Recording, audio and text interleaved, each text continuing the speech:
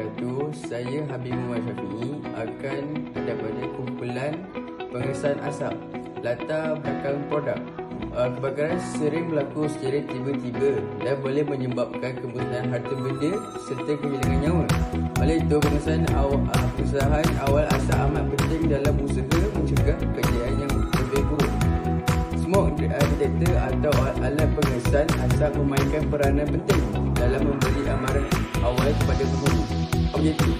Objektif pertama, membina sistem pengesahan asap menggunakan Arduino dan sensor MQ2 yang mampu memberi amaran awal terhadap kehadiran asap, menghasilkan alat yang berfungsi secara automatik untuk mengesan asap dan mengaktifkan buzzer serta LED sebagai tanda amaran.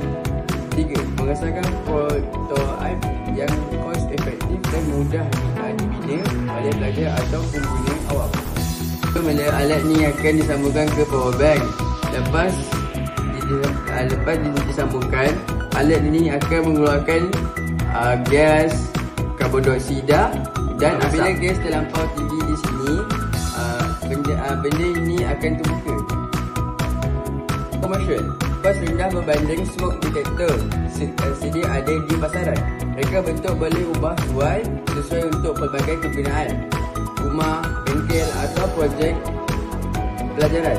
Permintaan tinggi terhadap sistem keselamatan asas yang mampu milik, mudah dihasilkan secara besar-besaran dan komponen elektronik asas.